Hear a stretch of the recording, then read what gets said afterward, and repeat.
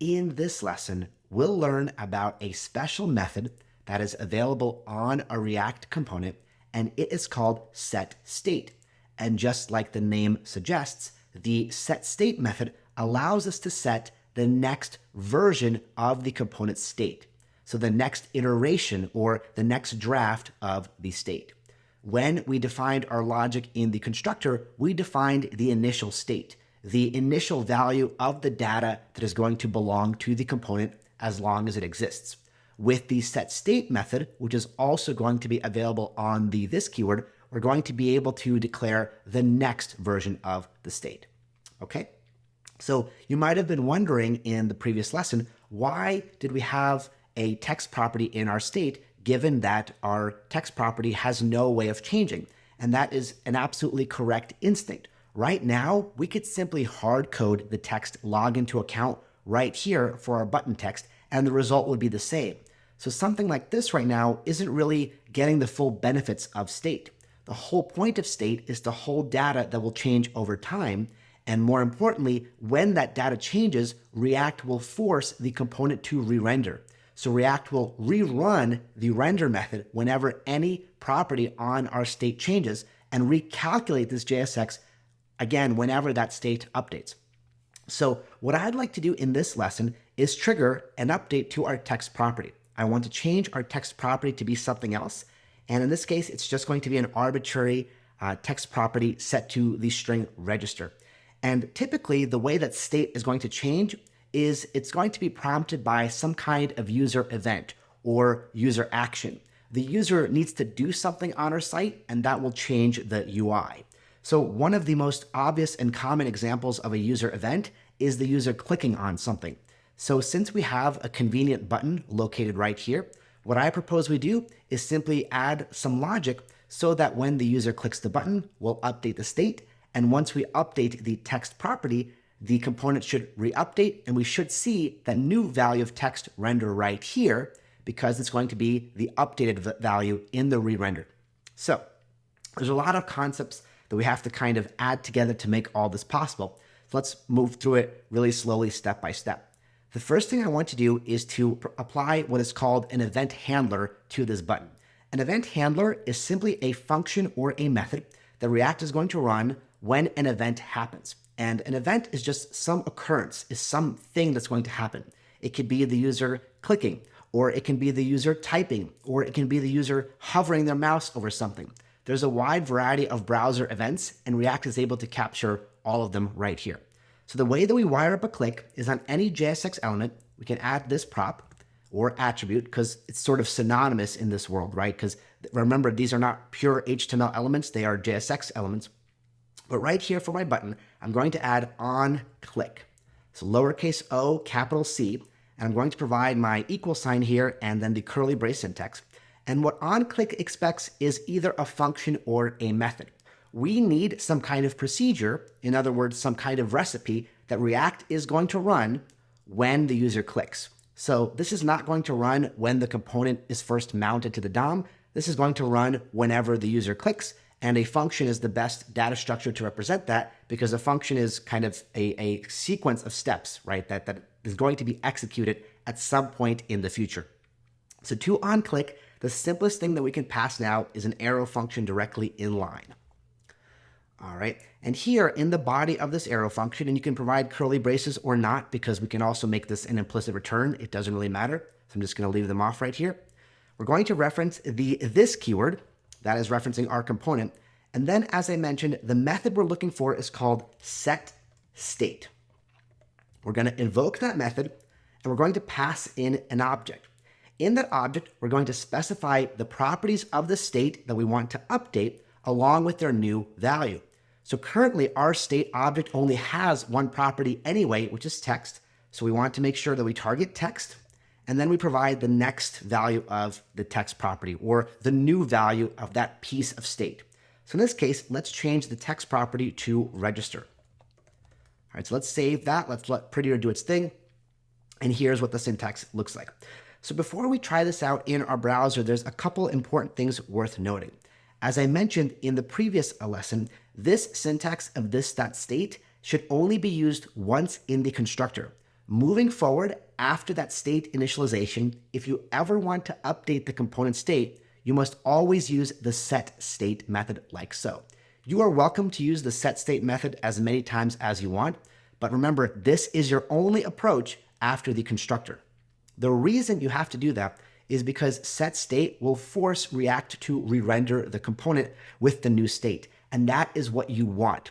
If you use this .state syntax anywhere after the constructor, that will not force a component re-render, which will defeat the entire purpose of having state in the first place. We want React to monitor that dynamic data and re-render whenever it changes, and the only way you're going to make that happen is if you use setState. All right.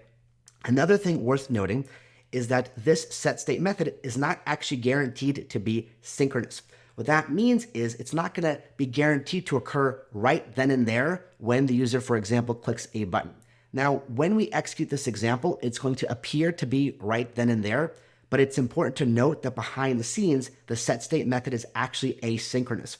What that really means is that React may batch multiple setState calls together before making a DOM update.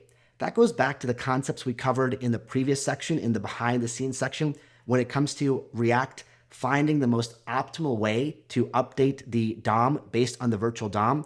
React doesn't want to necessarily write all these changes sequentially one by one because that kind of creates a roadblock. Sometimes it wants to combine all of these changes and then make, for example, just one batched DOM update all at once to reduce the total amount of things that need to be rendered in sequential order. All that's to say is that we're going to see the impression of an immediate effect of seeing the state change, but setState is actually an asynchronous method, and that's something important to know in case you run into certain edge cases in the React ecosystem where you may not be seeing things immediately display on screen as soon as something like this occurs. For now, we don't really have to worry about it.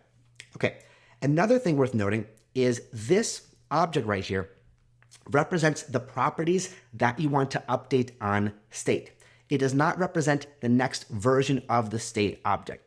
So what I mean by that is imagine that our state has two properties. Let's say just A set to 1 and B set to 2. These are just arbitrary values. This is simply going to say update the text property to register. That means the A property will stay with a value of 1 and the B property will stay with a value of 2. So it's important to note that we're not overriding or replacing the original state with what we are providing here. Rather, we are specifying the specific properties that we want to update. So this is not the next full version of the state. This is not the object that's going to replace this. Rather, it's an object with the properties from the original state that we want to update. Okay? And one more note as well that I just kind of remembered right here. It's generally a good idea to set all of your initial properties of state in your original initialization, right? So for example, if you're using some kind of string, for example, you want to store a user typing some entry into an input field. Well, maybe you could store a piece of state set to an empty string, and that will represent the initial state of the input.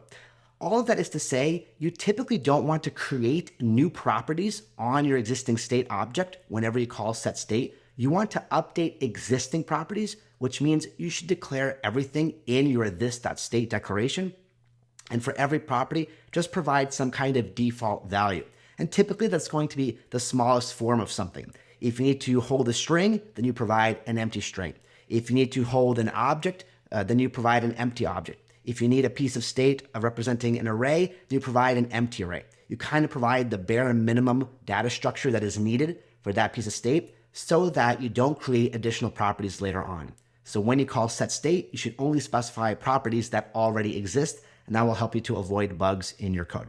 So with that said, I can remove these two properties because they were not needed, and we can observe this in action in the browser. So I'm going to click log into account and check out what happens. The button text changes to register. So what happened here? Well, when we click the button, React ran this function.